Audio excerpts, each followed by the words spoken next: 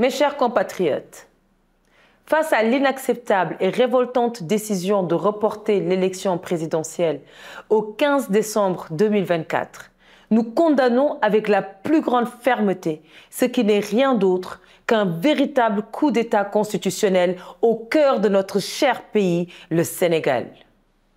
Cette rupture brutale et totalement infondée du processus démocratique marqué par l'abrogation du décret portant convocation du corps électoral, dénué de tout fondement juridique, technique ou moral, s'inscrit dans une logique totale de déstabilisation qui menace les fondements même de notre état de droit.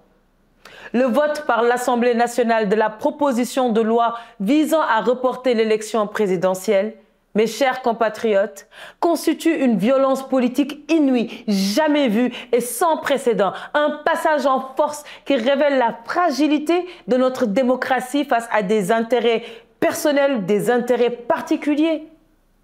La crise constitutionnelle évoquée par le pouvoir en place, une chimère fabriquée de toutes pièces, traduit une volonté désespérée de s'accrocher au pouvoir par des subterfuges indignes de notre tradition républicaine. Nous sommes profondément meurtris par l'image dégradante que cette situation projette du Sénégal sur la scène internationale, sur la scène africaine. Pourquoi cette violence inouïe face à des citoyens, de surcroît, des candidats à l'élection présidentielle dans l'exercice de leurs prérogatives constitutionnelles? Pourquoi? J'ai été arrêtée, brutalisée, avec mes militants, des sympathisants, alors que nous voulions juste exprimer notre droit le plus légitime dans notre propre pays.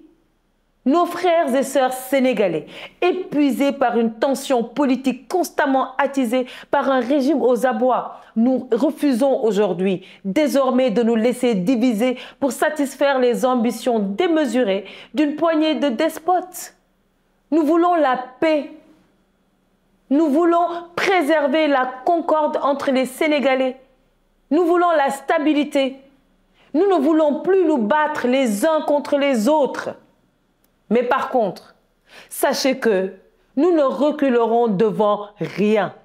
Nous donnerons tout pour notre Sénégal. Alors, le temps du verbiage est révolu. Nous appelons à une mobilisation sans précédent de toutes les forces vives de la nation, de façon pacifique, certes, mais déterminée et engagée. Il est impératif de se dresser unis contre cette forfaiture et d'utiliser tous les moyens légaux à notre disposition pour rétablir l'ordre démocratique. Nous ne donnerons pas une seconde de plus à ce régime qui cherche par tous les moyens à prolonger un mandat désormais caduc. À partir du 2 avril, Monsieur le Président de la République, vous ne serez plus reconnu comme Président de la République du Sénégal. Le Sénégal mérite mieux. Le Sénégal exige le respect de ses lois, le respect de sa constitution et de la volonté de son peuple. Nous sommes à la croisée des chemins et le moment est venu pour la relève. Nous sommes fatigués. Nous voulons une relève qui se fera entendre, une relève qui se fera respecter, une relève qui restaurera la dignité et enfin l'intégrité de notre République.